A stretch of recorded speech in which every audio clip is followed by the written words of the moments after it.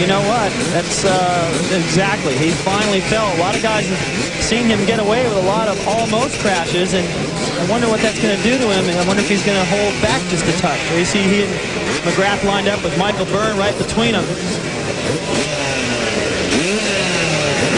The board is up. It should turn sideways any second now. It is sideways. We're revving up, and we're getting ready to see if Carmichael can win his 8th straight, or will someone else break the string?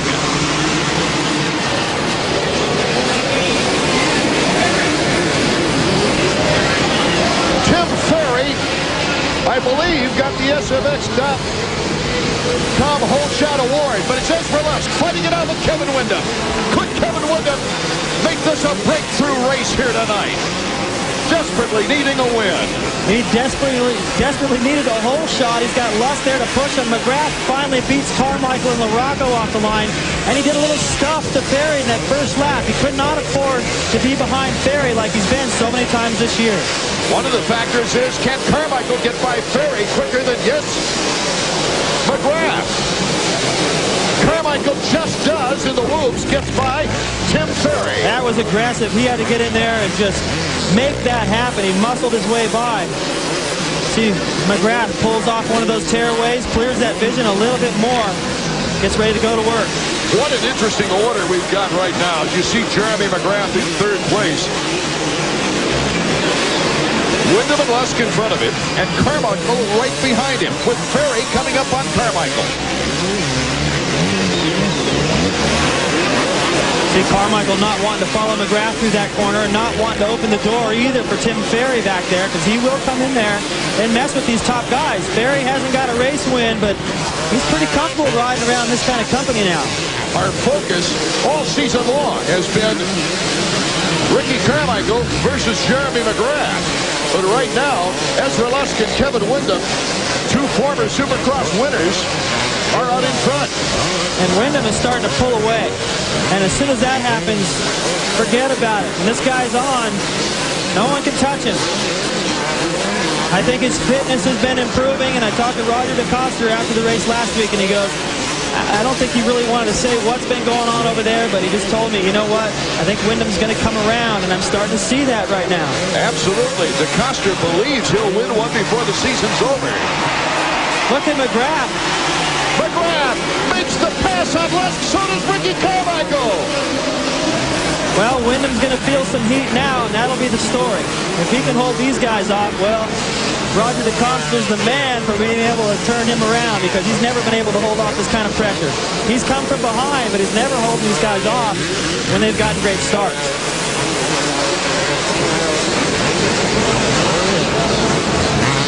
He's averaging a 5.5 finish.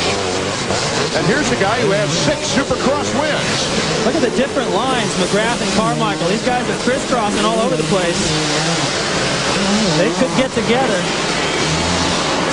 Look at that, beautiful. McGrath lays it over and cuts down the inside. Carmichael goes to the outside. Different lines here again. McGrath holding on to the edge. Lusk's got to be good back there in 4th. Oh, geez, this pace is fast. These guys have really picked it up already. All the top 3 guys are running 56s. Windham in 1st. McGrath a second behind. Carmichael 2 behind, and Lusk is only 3 seconds behind. Davey. Well, I got to tell you guys something. Ricky Carmichael doesn't like to make excuses, but before the race, we found out RC's got a cold, and he said it's been affecting him all day. He doesn't like to make excuses. McGrath doesn't need an excuse, but just keep in mind toward the late going to this race. And Carmichael is on the back rubber and makes the pass on McGrath. Incredible racing now as McGrath tries to come back on Ricky. Look at McGrath, so quick to go. Okay, I know Ricky's been taking that inside. He's probably going to go there. Made the switch. Here comes McGrath. McGrath does not like to ride dirty, Art. He doesn't want it done to him, but it just got done to him. And I think he's not too worried about getting back in there and doing it back, but he's got to stay close enough. He's got to keep the pressure on Ricky Carmichael as they go through those cavernous woods. Now, here's something to keep in mind. What Davey was saying about Ricky having a cold. His ears are a little bit plugged. That affects your equilibrium. 1985, I was leading the main event. 3 laps to go. I couldn't tell. My bike slipped into neutral in the corner. Fell over. Lost the race. Finished 4th. That could be something to think about down the stretch here as Ricky tries to close the gap on Windham. Kevin Windham out in front, holding on to a lead, but Ricky Carmichael is close. It's usually this time of the year that Windham starts stringing podiums and gaining wins. He finished last season with 5 consecutive podiums, including his 6th Supercross victory of his career. But can he hold off the hottest rider in Supercross? Well, these guys are starting to get away from Jeremy a little bit, but once Ricky gets close enough to Kevin, they're going to start having to block each other slightly unless Ricky can get by with a mistake or something, and that'll allow McGrath to get right back up on these guys. We're going to go to a break, but right now, Ricky Carmichael takes the lead. Ricky Carmichael with a brilliant move. Can Windham come back on him right now? Oh, this is a great race. I had no idea that Kevin was going to leave the door that open. Ricky, that was no problem. He went right to the inside. I don't think Kevin realized he was that close to him. They've got a lapper in front of it. Here comes Windham, but Ricky's got the slingshot effect.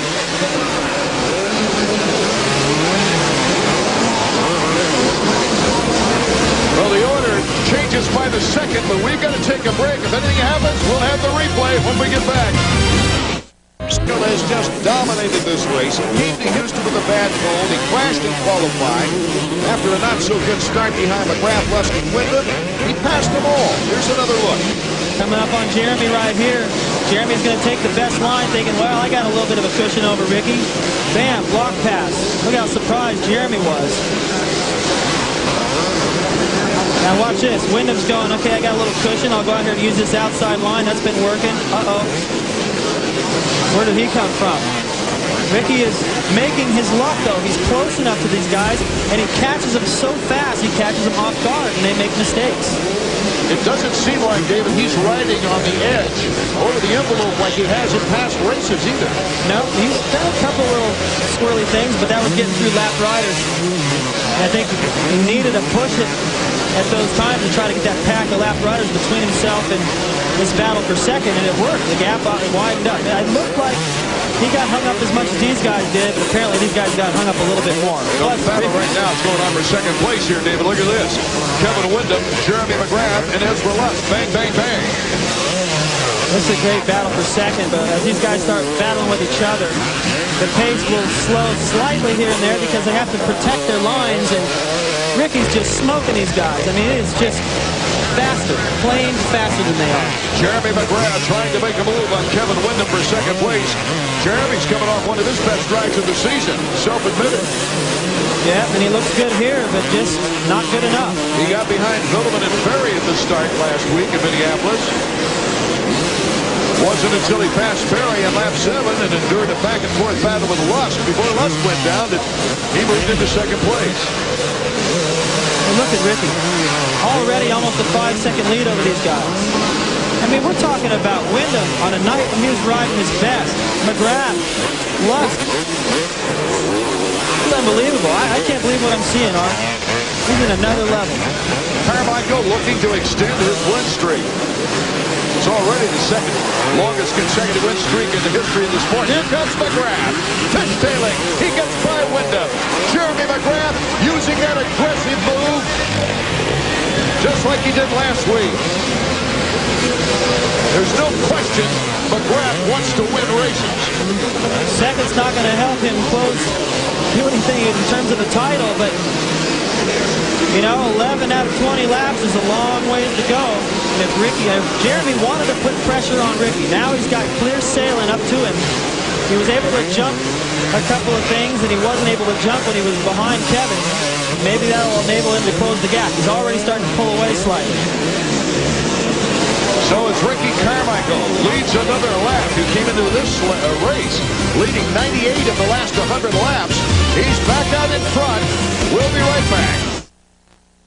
The 250 Supercross main event. Ricky Carmichael has checked out. Mike LaRocco, number 5 of the Amsoil Honda while we were away. Moved into third as Velas going down. Comes LaRocco into the corner just before the whoop section. Ezra hits a little slick spot as he's exiting the corner right there. Lost the front wheel and just gave it to LaRocco. He could feel that pressure, and he was pushing out of that corner to get a good run at the whoops. I'll tell you who's going to feel that pressure next. Ricky doesn't feel much out front. He's got a pretty good lead right now, but McGrath in second. It's not solid yet. LaRocco's still gaining on him. He doesn't give up till the race is over. He will continue to gain on McGrath. Number 4, Ricky Carmichael. You know, David, his dominance this year has got me thinking that what was once maybe thought impossible or unapproachable is within a reality right now. That Jeremy McGrath's career record of 72 victories was such dominance. Ricky Carmichael might be able to approach that record. The big key for McGrath is he's never missed a Supercross race because of injury.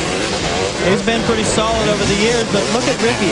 The wins he's already strung together in a very difficult year.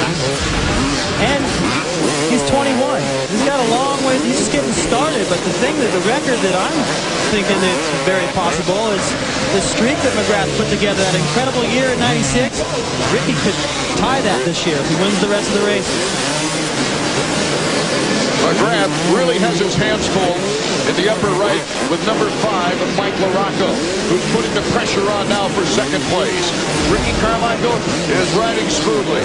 He's out in front.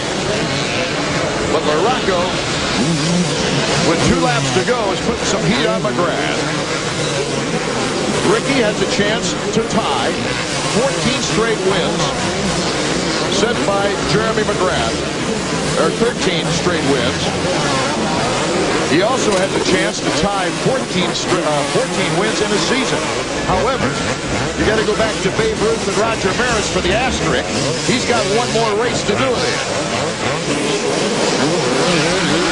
Here's the battle on for second place. Mike LaRocco. Boy, Jeremy pushed it through that corner. He got up a little bit high. The front wheel got into the loose stuff. And he just powered his way out of it, was still able to jump up on that plateau. He feels the pressure, and he is riding a little bit on the edge right now to preserve second place. He needs it for his confidence. Ricky's ruined his confidence tonight. He needs to beat everybody else, though. The final lap is underway. Ricky Carmichael would be only 2 wins away from becoming the second winningest active rider now. That last time they went to Anaheim Stadium, Ricky came from behind. That was the most impressive race I've seen him ride so far in the season because of the way he won it. He's doing that again here tonight. This is on par with that type of victory, having to come from behind, having to do it with a little bit of a cold. It's impressive. He just outclassed these guys tonight.